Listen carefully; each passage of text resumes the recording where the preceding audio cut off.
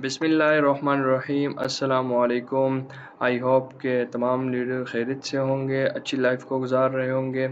अच्छा जी, सबसे पहले तो I really apologize for being late, क्योंकि हमारी जो वीडियो है वो काफ़ी लेट अपलोड हो रही है। लेकिन इंशाल्लाह नेक्स्ट जितने भी हमारी वीडियोज़ हैं, मैं कोशिश करूँगा कि सारी वीडियो जो है वो टाइम पे अपलोड हो और आप लोग को टाइम पे वीडियो पहुँच जाए। अच्छा जी, सबसे पहले तो हम आज की वीडियो में डिस्कस करते हैं कि आजकल अमेज़न के अंदर बहुत ज़्यादा इश्यूज़ आ रहे हैं लोगों को। वो इश्यू क्या अमेज़न की तरफ से आ रहे हैं या लोगों ने खुद क्रिएट किए हैं अपने लिए? बहुत सारे कुछ दिनों से लोगों के मैसेजेस आ रहे हैं कि हमारा जो अकाउंट है वो डीएक्टिवेट हो रहा है और बहुत तेज़ी के साथ लोगों के अकाउंट डीएक्टिवेट हो रहे हैं। उसका रीज़न क्या है? अमेज़न सिर्फ़ एक वजह से आपका अकाउंट जो है वो डीएक्टिवेट करता है। उसका मेन रीज़न होता है कि जब आप अमेज़न की पॉलिसी के अगेंस्ट जाते हो। अब ज़्यादातर लोग क्या करते हैं कि जितने भी लोग अमेज़न के ऊपर सेलिंग करते हैं, उनको अमेज़न की पॉलिसी का पता नहीं होता। उनको ये पता होता है कि हम अमेज़न का प्रोडक्ट किस तरह हंट करते हैं, हम जो है ब्रांड से अप्रूवल किस तरह लेते हैं, सप्लायर से किस तरह अप्रूवल लेते हैं, प्रोडक्ट्स को वेयरहाउस में किस तरह पहुँचाना है, वो सारी चीज़ें। लेकिन किसी भी बंदे ने आज तक अमेज़न की पॉलिसी को रीड नहीं किया कि अमेज़न की पॉलिसी है क्या? अमेज़न किन चीज़ों के ऊपर बुरा मानता है, किन चीज़ों के ऊपर जो है वो आपको अच्छे जो है वो फीडबैक मिलता है, वो क्या-क्या चीज़ें हैं। तो ज़्यादातर लोग क्या करते हैं, आजकल एक मसला चल रहा है कि जी अमेज़न जो है आपसे इनवॉइस माँगता है, आपके पास इनवॉइस नहीं होता है, अमेज़न आपका अकाउंट डीएक्टिवेट होता है। वो कहाँ कौन-सी सिचुएशन होती है कि जब आप अनऑथोराइज़्ड डिस्ट्रीब्यूटर या सप्लायर से प्रोडक्ट परचेज़ करते हो और अमेज़न के वेयरहाउस में पहुँचा देते हो। अब ये नहीं कि आपको इनवॉइस नहीं मिल रहा सप्लाई की तरफ से, इनवॉइस मिल रहा है लेकिन अमेज़न उसको एक्सेप्ट नहीं कर रहा। वो ऑथराइज़्ड डिस्ट्रीब्यूटर नहीं होता ब्रांड का। तो सबसे पहली चीज़ हमने ये कन्फर्म करना है कि जिस भी डिस्ट्रीब्यूटर से हमने प्रोडक्ट लेना है, उसको चेक करना है कि वो जो डिस्ट्रीब्यूटर है वो ऑथराइज़ है या नहीं है। उनके डिफरेंट तरीके हैं, उन डिफरेंट तरीकों को हम अप्लाई करते हैं, उस ब्रांड को सप्लायर को फाइंड करते हैं कि ये ऑथराइज़ है या नहीं, यानी अमेज़न इसका जो इनवॉइस है वो एक्सेप्ट करता है या नहीं। अगर अमेज़न इनवॉइस एक्सेप्ट नहीं करता और आपके प्रोडक्ट के ऊपर कंप्लेन आ गया कस्टमर की तरफ से, तो फिर अमेज़न जो है आपका अकाउंट डीएक्टिवेट करेगा और तब तक रीएक्टिवेट नहीं करेगा जब तक आप जो है अमेज़न को इनवॉइस अपलोड नहीं करते। और अगर अमेज़न वो इनवॉइस एक्सेप्ट नहीं करता उस सप्लायर का, तो आपका अकाउंट रीएक्टिवेट नहीं होगा। दूसरी चीज़ क्या है कि आजकल ज़्यादातर लोग ब्रांड फाइंड करते हैं जो अमेज़न के ऊपर रजिस्टर्ड नहीं होते। उसी ब्रांड के प्रोडक्ट चाइना में कॉपी बनवा कर अमेज़न के वेयरहाउस में पहुँचा देते हैं। तो ये बेसिकली 2 नंबरी है जो आजकल लोग अमेज़न के अंदर कर रहे हैं। फिर जब अकाउंट डीएक्टिवेट होता है तो फिर होता है कि जी हमारा अकाउंट डीएक्टिवेट हो गया, इसके अंदर ये मसला आ गया, अमेज़न जो है इनवॉइस एक्सेप्ट नहीं कर रहा। अब अगर आपने अमेज़न की पॉलिसी के ऊपर चलना है ना, तो सवाल ही पैदा नहीं होता कि अमेज़न आपका अकाउंट डीएक्टिवेट करेगा। अगर आपने ब्रांड से डायरेक्ट अप्रूवल लिया हुआ है, ब्रांड ने आपको ऑथराइज़ेशन लेटर दिया हुआ है, तो सवाल ही पैदा नहीं होता और आप ब्रांड की पॉलिसी के साथ चलते हैं, यानी कि जो मैप पॉलिसी है, सारी चीज़ों के साथ आप एग्री है, तो सवाल ही पैदा नहीं होता कि ब्रांड आपके ऊपर कंप्लेन करेगा या अमेज़न आपका अकाउंट डीएक्टिवेट करेगा। अगर आप ऑथेंटिक डिस्ट्रीब्यूटर या सप्लायर के साथ काम कर रहे हैं, जिसका इनवॉइस अमेज़न एक्सेप्ट कर रहा है, तो सवाल ही पैदा नहीं होता कि अमेज़न आपका इनवॉइस एक्सेप्ट नहीं करेगा, अमेज़न आपका अकाउंट रीएक्टिवेट नहीं करेगा। तो ये सारी चीज़ें हैं जिनका हमने ख़्याल रखना है, इसके अंदर कोई और चीज़ नहीं है। लेकिन जब आप अमेज़न की पॉलिसी को वायलेट करेंगे तो अमेज़न तो रिएक्ट करेगा और ये रिएक्ट इस तरह करेगा कि आपका अकाउंट डीएक्टिवेट हो जाएगा और जब अकाउंट डीएक्टिवेट करेगा और आपका काम ठीक नहीं है, तो ज़ाहिर-सी बात है आपका अकाउंट चला जाएगा। तो ये सारी चीज़ें हैं, हम लोग इस चीज़ को फ़ॉलो नहीं करते। अगर आपने सही तरीके से लॉन्ग टर्म बिज़नेस करना है ना, तो फिर आपको अगर ब्रांड अप्रूवल में टाइम लगता है, अप्रूवल नहीं मिल रहा, ब्रांड के साथ बार-बार कॉन्टैक्ट टाइम लगेगा, ज़्यादा टाइम लगेगा। लेकिन अगर आपने लॉन्ग टर्म बिज़नेस करना है ना, तो फिर आपने यही तरीका अप्लाई करना होगा। और अगर आपने नहीं 4-5 महीने के लिए बिज़नेस करना है, 2-3 महीने के लिए, तो फिर आप ऐसा कर सकते हैं कि ऐसे ब्रांड को ढूँढें कि जो अमेज़न के ऊपर रजिस्टर्ड नहीं है, उनकी कॉपी बनवाएँ चाइना में और जितने आप सेल कर सकते हैं बस आपकी मर्ज़ी, जब तक कंप्लेंट नहीं आता तब तक जो है आप सेलिंग कर सकते हैं, अच्छे पैसे कमा सकते हैं। और आजकल बहुत ज़्यादा लोग इस तरह फँस चुके हैं, बुरी तरह फँस चुके हैं।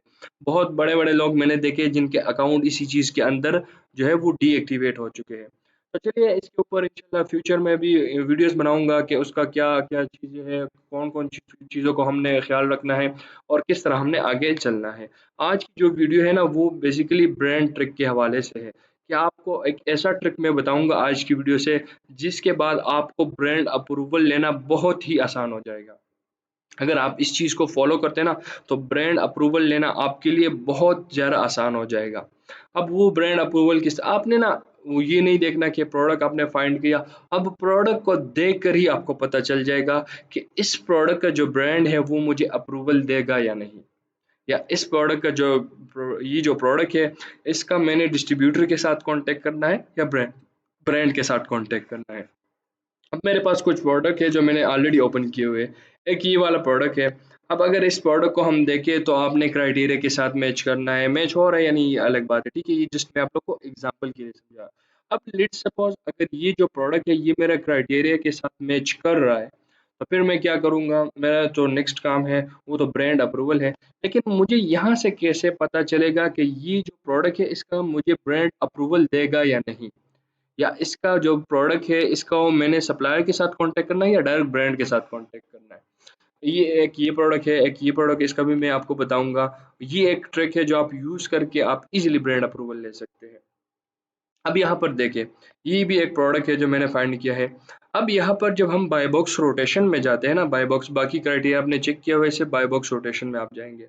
तो यहाँ पर ये जो स्टॉक है ना, यहाँ पर आपका काम जो है बन जाएगा कि ये जो प्रोडक्ट है इसका मुझे ब्रांड अप्रूवल देगा या मैंने सप्लायर से कॉन्टैक्ट करता है।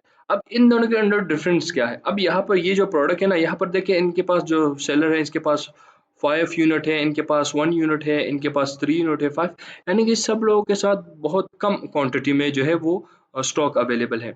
लेकिन अगर यहाँ पर हम देखें ना, तो यहाँ पर ज़्यादातर सेलर के पास हाई स्टॉक अवेलेबल है। यहाँ पर देखिए इसके पास 11,760 इन्वेंट्री है, इसके पास 304 स्टॉक है, इसके पास जो स्टॉक है वो 980 यूनिट है, इसके पास 158, 63 और 10। अब ये वाला अगर हम देखें ना तो इसमें भी ज़्यादातर मैक्सिमम सेलर के पास हाई इन्वेंट्री मौजूद है। अब यहाँ से आपको कैसे पता चलेगा कि ये प्रोडक्ट जो है ये ब्रांड अप्रूवल देगा या हमें सप्लायर से लेना होगा, डिस्ट्रीब्यूटर से लेना होगा? सबसे पहली चीज़ कि जितने भी ब्रांड होते हैं ना, उनका एक एमओक्यू लेवल होता है। एमओक्यू लेवल मतलब ये है कि मिनिमम ऑर्डर क्वांटिटी। ब्रांड के साथ जब आप काम करते हो ना तो वो आपको कहते हैं कि जी आपने हमसे कम से कम जो है 200 यूनिट लेने होंगे या कम से कम हमने हमसे जो है वो 3,000, 4,000, $5,000 की इन्वेंट्री परचेज़ करनी होगी। यानी कि उनका एक एमओक्यू लेवल होता है, हर ब्रांड का डिफरेंट एमओक्यू लेवल होता है, वो ब्रांड की मर्ज़ी है, ठीक है?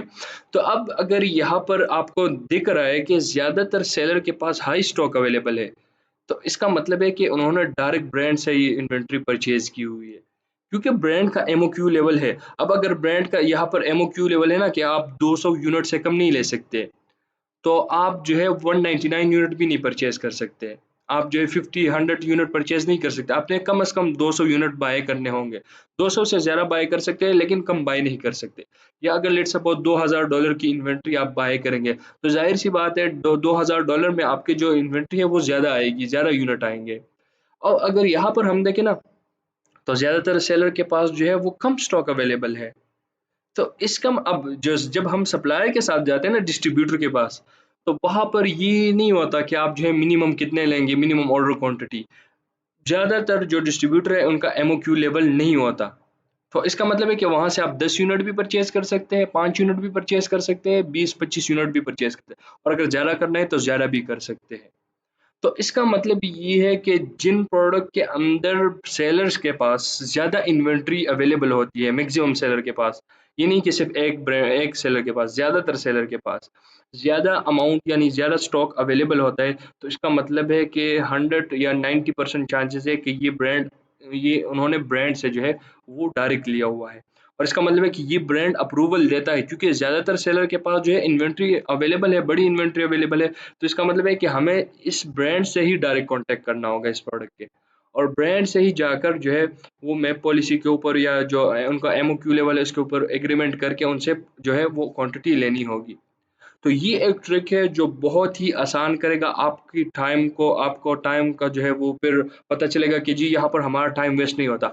अब अगर लेट्स सपोज़ यहाँ पर ये प्रोडक्ट की हम बात करें ना, जो ज़्यादातर सेलर के पास कम स्टॉक अवेलेबल है।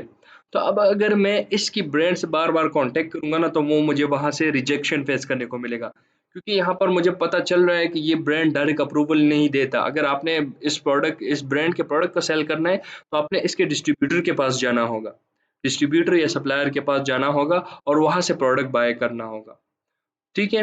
और अगर मैं यहाँ पर देखूँ ना, तो यहाँ पर मुझे हाईली चांसेस है कि यहाँ से मुझे डायरेक्ट ब्रांड अप्रूवल मिल जाएगा। क्योंकि ज़्यादातर सेलर के पास जो हाई स्टॉक अवेलेबल है ना, तो यहाँ से मुझे अंदाज़ा हो रहा है कि ये जो ब्रांड है ना, ये डायरेक्ट अप्रूवल दे रहा है।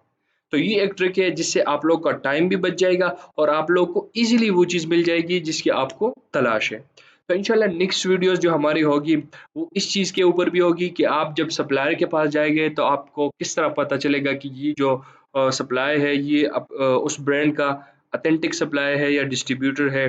किस तरह आपको पता चलेगा कि इसका जो इनवॉइस है वो अमेज़न एक्सेप्ट करता है या नहीं? क्योंकि आने वाले टाइम के अंदर फिर आप लोगों को ये मसले फेस नहीं करने होंगे जब आप एक ऑथराइज़्ड डिस्ट्रीब्यूटर के साथ काम करते हैं जिनका इनवॉइस जो है अमेज़न एक्सेप्ट करता है, ठीक है? तो ये एक अच्छा ट्रिक है जिसको आप फॉलो करके ईज़िली आप प्रोडक्ट ब्रांड अप्रूवल ले सकते हैं, जो ब्रांड अप्रूवल ट्रिक है। और इसके अंदर आपका जो है काफ़ी टाइम भी बच जाएगा। तो इंशाल्लाह उम्मीद है कि आप लोगों को ये वीडियो पसंद आई होगी। इंशाल्लाह नेक्स्ट जो वीडियो है वो बहुत जल्द अपलोड होगी, जो नेक्स्ट चीज़ों के ऊपर होगी।